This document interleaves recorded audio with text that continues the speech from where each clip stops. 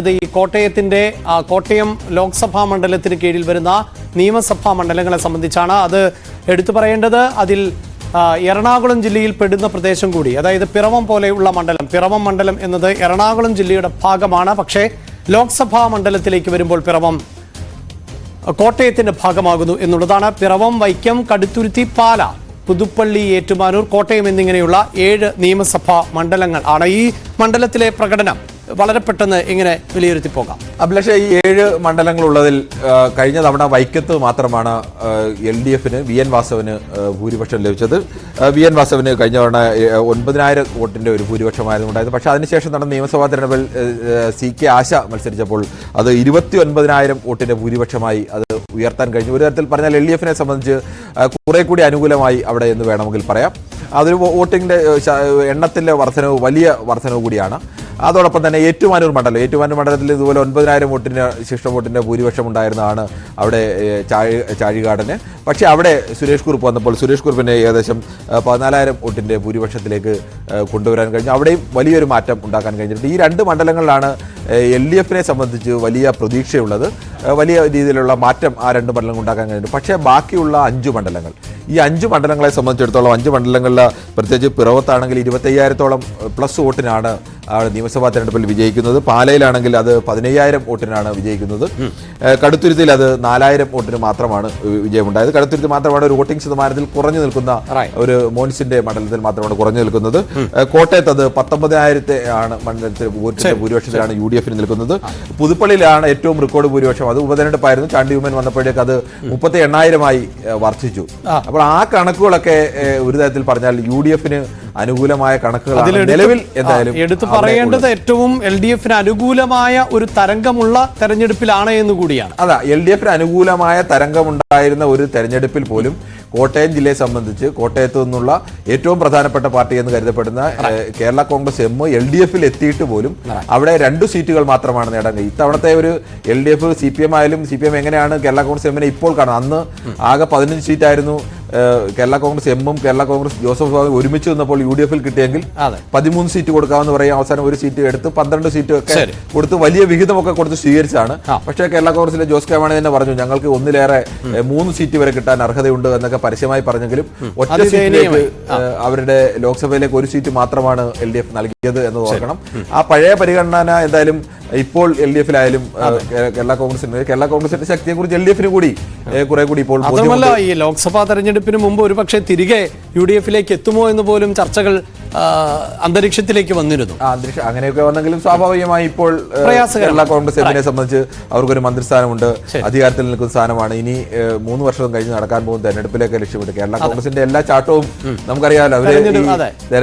അവര് ഇരിക്കാവുന്ന മുന്നണിയിൽ അവസാനം വരെ ഇരുന്നിട്ട് ഏറ്റവും അവസാന ദിവസം വരെയും ഇരിക്കാൻ കഴിയുന്നിടത്തോളം ഇരുന്നിട്ട് ഏറ്റവും അവസാന സമയത്ത് മാത്രം ചാടുക എന്നുള്ളതാണ്.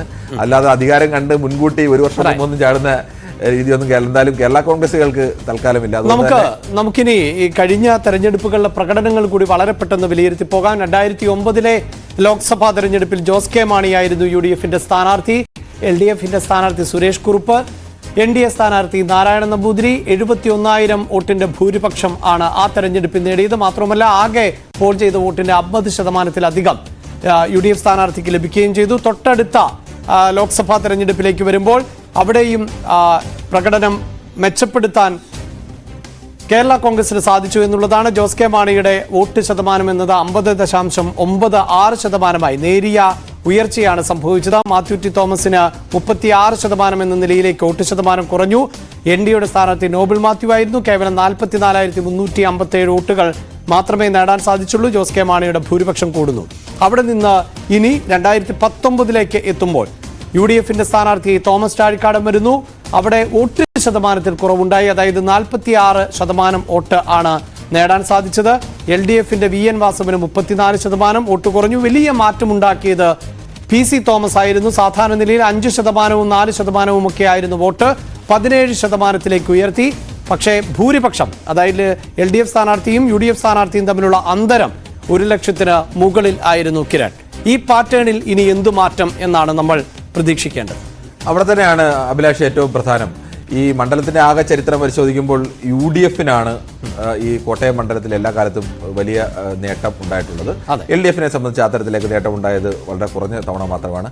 ഈ തവണത്തെ ഏറ്റവും പ്രധാനപ്പെട്ട പ്രത്യേകത, കഴിഞ്ഞ തവണ പരസ്പരം മത്സരിച്ച രണ്ടുപേർ VN വാസവനും അതോടൊപ്പം തന്നെ തോമസ് ചാഴികാടനും, ഇവർ രണ്ടുപേരിൽ ഒരുമിച്ച് നിൽക്കുന്നു എന്നുള്ള ഒരു വലിയ പ്രത്യേകതയുണ്ട്. VN വാസവനാണ് അവിടുത്തെ തെരഞ്ഞെടുപ്പിന്റെ മുഖ്യ ചുമതലക്കാരനായി നിൽക്കുന്നു, തോമസ് ചാഴികാടനെ മത്സരിക്കുന്നു. ഈ കോമ്പിനേഷൻ അല്ലെങ്കിൽ ആ തദ്ദേശ തെരഞ്ഞെടുപ്പിൽ വളരെ വിജയകരമായതും നിയമസഭാ തെരഞ്ഞെടുപ്പിൽ അങ്ങനെ കാര്യമായ വിജയം ഉണ്ടാക്കാൻ കഴിയാതെ പോയതുമായ ഈ കോമ്പിനേഷൻ എങ്ങനെയാണ് ലോക്സഭാ തെരഞ്ഞെടുപ്പിലേക്ക് മത്സരിക്കുന്നത്? ആ ലോക്സഭാ തെരഞ്ഞെടുപ്പ് വരുമ്പോൾ എന്ത് മാറ്റം ഇവിടെ ഉണ്ടാകുന്നു? കേരള കോൺഗ്രസും CPM-ഉം തമ്മിൽ ചെറിയ ചെറിയ തർക്കങ്ങളൊക്കെ പ്രാദേശികമായിട്ടുണ്ട് എങ്കിൽ പോലും CPM-ന്റെ ഒരു സംഘടനാ സംവിധാനം വെച്ച് ആ തർക്കങ്ങളൊന്നും വോട്ട് ചോർച്ചയിലേക്കോ അല്ലെങ്കിൽ പരസ്പരം കാലുവാരുന്ന അവസ്ഥയിലേക്കൊന്നും പോകാനുള്ള സാധ്യത കുറവാണ്.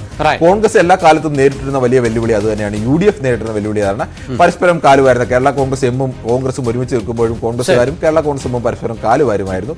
ഇത്തവണ പക്ഷേ UDF-നും ആ തരത്തിലേക്ക് ഒരു കാര്യമായ വെല്ലുവിളി ഇല്ല എന്ന് പറയാനുള്ള കാരണം, UDF-ന്റെ കോട്ടയം ജില്ലയിലെ UDF-നെ സംബന്ധിച്ച് ഒരു തരത്തിൽ ചിലരൊക്കെ പറഞ്ഞിരുന്നു ഇത്തവണ കൂടി കേരള കോൺഗ്രസ് തോറ്റാൽ അടുത്ത തവണ സീറ്റ് എടുക്കാമെന്നുള്ളത്. പക്ഷേ അതിനപ്പുറത്തേക്ക് കോൺഗ്രസ്സുകാർക്ക് അവിടെ കഴിഞ്ഞ തവണ ഞങ്ങൾ ഇത്രയും കാലം ഞങ്ങളുടെ കൂടെ നിന്ന് അവസാനം ഞങ്ങളെ ചതിച്ചുപോയി എന്നൊക്കെയാണ് ഇവരുടെ കോൺഗ്രസിന്റെ വെർഷൻ. അങ്ങനെയല്ല, ഞങ്ങളെ ചവിട്ടി പുറത്താക്കിയതാണെന്നാണ് കേരള കോൺഗ്രസ് എമ്മിന്റെ വെർഷൻ. എന്തായാലും ഇവർ തമ്മിൽ, കേരള കോൺഗ്രസ് എമ്മും കോൺഗ്രസും തമ്മിലാണ് അവിടെ ഏറ്റവും വലിയ തർക്കം. അതിൽ ജോസഫും മാണിയും തമ്മിലുള്ള തർക്കത്തെക്കാൾ വലിയ തർക്കം നിൽക്കുന്നത് കേരള കോൺഗ്രസ് എമ്മും കോൺഗ്രസ് തമ്മിലുള്ള തർക്കമാണ്. ആ വൈരാഗ്യത്തിൽ അല്ലെങ്കിൽ ആ പരസ്പര പോരാട്ടത്തിൽ ആരുടെ പക്ഷം ജയിക്കും എന്നുള്ളതാണ് ഇതിൽ ഏറ്റവും പ്രധാനമായി. അതാണ് കോട്ടയം മണ്ഡലത്തിന്റെ രാഷ്ട്രീയം. പക്ഷേ കോട്ടയം മണ്ഡലത്തിലെ കൗതുകം എന്നത് കഴിഞ്ഞ തെരഞ്ഞെടുപ്പിൽ തോമസ് ചാഴികാടൻ UDF-ന്റെ സ്ഥാനാർത്ഥിയായിരുന്നു. തോമസ് ചാഴികാടന് വേണ്ടി പോസ്റ്ററുകൾ ഒട്ടിച്ച് നടന്നവർ, അദ്ദേഹത്തെ വിജയിപ്പിക്കണം എന്ന് ആവശ്യപ്പെട്ട് നടന്നവർ ഒക്കെ ഇത്തവണ അദ്ദേഹത്തെ പരാജയപ്പെടുത്താൻ വേണ്ടിയാണ് രംഗത്തിറങ്ങിയത്. അതേസമയം തോമസ് ചാഴികാടനെ എതിരെ പ്രവർത്തിച്ചവർ, പ്രത്യേകിച്ച് ചാഴികാടന്റെ കുറ്റവും കുറവും പോരായ്മകളും ഒക്കെ ഉയർത്തി കാണിച്ചവർ ഇത്തവണ ചാഴികാടന് വേണ്ടി സ്തുതിഗീതങ്ങളുമായി ഓരോ വീടുകളും കയറിയിറങ്ങും എന്നതാണ് ഏറ്റവും കൗതുകകരം. അങ്ങനെ ഉള്ള ഒരു രസക്കാഴ്ച കൂടി ആസ്വദിക്കാൻ കോട്ടയം മണ്ഡലത്തിലെ വോട്ടർമാർക്ക് ഇത്തവണ സാധിക്കും.